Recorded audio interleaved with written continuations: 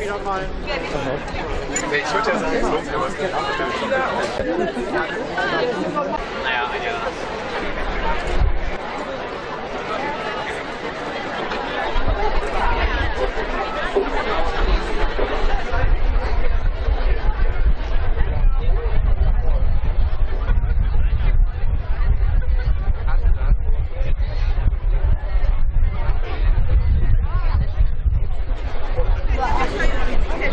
Zum 8. Rainbow Flash, den wir in diesem Jahr wieder auf dem Hamburger Rathausmarkt veranstalten. Dieser Luftballonaktion, die heute auch in zahlreichen anderen deutschen Städten und weltweit stattfindet, wollen wir ein Zeichen gegen Homophobie und Transphobie setzen. CDU, CSU und SPD im Bundestag beschlossener Einstufung von Algerien, Marokko und Tunesien zu sogenannten sicheren Herkunftsstaaten. In allen drei Ländern sind Schwule und Lesben massiven Verfolgung ausgesetzt, ist einvernehmliche Sexualität unter Erwachsenen im gleichen Geschlecht mit hohen Gefängnisstrafen bedroht.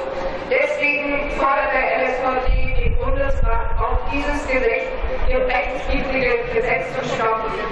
Homosexuellen Verfolgerstaaten sind keine sicheren Herkunftsländer.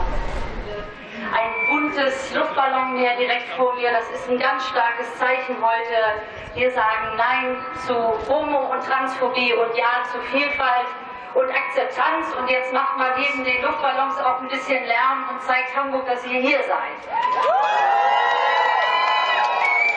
Offenen Rechnungen ansprechen. Ja, das ist völlig richtig. Es ist ein beschämendes und sehr dunkles Kapitel der deutschen Geschichte, auch der deutschen Nachkriegsgeschichte mit dem Paragraphen 175. Und wir werden alle Bemühungen derjenigen unterstützen, die um Rehabilitierung kämpfen, die für Entschädigung kämpfen, die dafür kämpfen, dass diese Strafen, die ausgesprochen wurden, endlich ungültig gemacht werden. Ich spreche nicht nur von den 100.000, gegen die ermittelt wurde, die 50.000, die verurteilt wurden nach dem Paragraphen 175, sondern ich denke an diesem Tag und in diesen Stunden vor allem an die vielen Zehntausenden von Menschen, denen ihr Lebensglück verweigert wurde, weil sie im Verborgenen gelebt haben, weil sie sich und ihre Identität, ihre sexuelle, geschlechtliche Identität leugnen mussten. Und all diesen Menschen geben wir heute auch ein Gesicht und eine Stimme und werden uns natürlich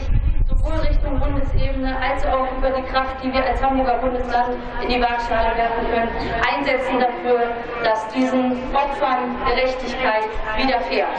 Ja, zum ersten Mal mein Zettel vorlesen, der ist zwar auf Russisch und das ist eine Versprechung an mein Kind, was ich zusammen mit zwei lesbischen Freunden im August erwarte.